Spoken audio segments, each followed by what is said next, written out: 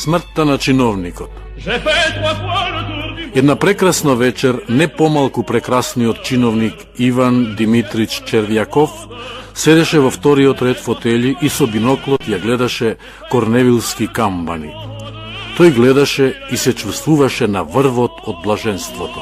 Но одеднаш, во расказите често се среќава тоа, но одеднаш. Писателите имаат право. Животот е полн со ненадејности. Но одеднаш лицето му се собра. Очите му искокнаа, му запре здивот. Тој го тргна од пред очи биноклот, се наведна и апчиха! Како што гледате, кивна. Кивањето никому и никаде не му е забрането. Киваат и селаните, и полициските команданти, а некогаш дури и тајните советници. Сите киваат. Червјаков воопшто не се збрка. Се избриша со шамивчето и како секој учтив човек погледна околу себе да не му попречил некому со кивањето. Но сега се збрка. Тој виде дека старецот што седеше пред него во првиот ред фотели, грижливо си го бришеше своето големо теме и вратот со нараквицата и мрмореше нешто. Во старецот, Червјаков го препозна цивилниот генерал Бриджалов, кој работеше во службата за комуникации. Го испрскав, си помисли Червјаков. Не е мој началник, туѓе, но сепак незгодно е, треба да се извинам. Червјаков се накашла, се поддаде со телото напред и му шепна на генералот на уво: "Извинете, ваше благородство, ве испрскав, не сакајќи." Ништо. "Живи Бога, извинете, јас не сакајќи." "Седете, ве молам, оставете ме да слушам." Червјаков се збрка, глупаво се насмевна и почна да гледа кон сцената. Гледа, но блаженството повеќе не го чувствува. Почна да го мачи неспокојство. За време на паузата му се приближи на Брижалов, помина покрај него и совладувајќи го стравот промрморе: "Јас ве испрскав, ваше благородство, простете ми, јас не за да..." "Престанете, јас веќе заборавив на тоа," рече генералот и нетрпеливо мрдна со долната усна. Заборавил, а во очите му се гледа за јадливост, си помисли Червјаков, сомнително погледнувајќи го генералот. Не сака ни да зборува. Треба да му објаснем дека на вистина не сакав, дека тоа е закон на природата. Зашто може да си помисли дека сум сакал да го плукнам? Сега може би нема да помисли, но подоцна ќе помисли. Кога стаса дома, Червјаков и раскажа на жена си за својата неучтивост. Жена му, како што му се чинеше, многу лекомислено се произнесе за тоа што се случило. На почетокот се исплаши, но кога дозна дека Брижалов е началник во друг оддел, се успокои. "Сепак, оди и извини се," му рече таа. "Ќе помисли дека не знаеш да се однесуваш во друштво." Во тоа и е работата. Јас му се извинував, а тој некако чудно ме гледаше.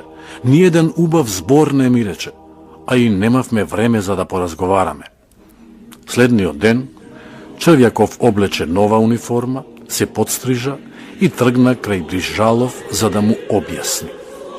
Кога влезе во приемната на генералот, тој виде многу молители, а меѓу нив и самиот генерал кој веќе беше почнал да прима. Откако ислуша неколкумина, генералот го погледна Червјаков.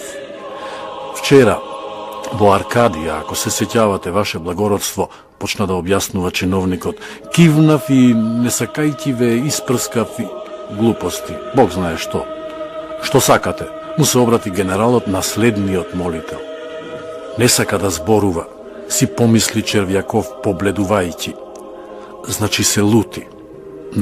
Нема да ја оставам работава вака, ќе му објаснам. Кога генералот го заврши разговорот со последниот молител и тргна и се упати кон внатрешните простории, Червјаков зачекоре по него и промрморе: "Ваше благородство, се дрзнувам да ве обеспокојам. Тоа го правам поради чувството на каење, не беше намерно, само колку да знаете." Генералот направи плачливо лице и замавна со раката. "Вие ми се подсмевате, господине?" рече тој, сокривајки се зад вратата. Какво подсмевање сега, помисли Червјаков, воопшто не се подсмевав, генерал, а не може да разбере. Ако е така, повеќе нема да му се извинувам на паунот, ѓавол нека го земе, ќе му напишам писмо, но повеќе нема да доаѓам, живи Бога, нема да доаѓам. Си мислеше така Червјаков, одејќи си дома. Не му напиша писмо на генералот. Мислеше и никако да го смисли тоа писмо. Утредента требаше сам да појде и да му објасни. Јас дојдов вчера да ве вознемирувам, ваше благородство, промрморе тој кога генералот ги подигна кон него очите прашално. Не за да ви се подсмевам, како што рековте. Јас се извинував зашто кивајќи ве испрскав, а воопшто не ни помислував да ви се подсмевам. Смеам ли јас да ви се подсмевам? Ако така се подсмеваме, тогаш нема да има никаква почит кон личностите, нема да има надвор. Грмна генералот, кој одеднаш посине и почна да се тресе. Молам? Шепотејќи праша Червјаков, стаписувајќи се од ужас. Надвор! Повтори генералот, тропајќи со нозете. Нешто се скина во стомакот на Червјаков. Не гледајќи, не слушајќи, тој се повлече наназад кон вратата, излезе на улицата и се затетерави. Махинално дојде дома, не соблекувајќи ја униформата легна на креветот и умре.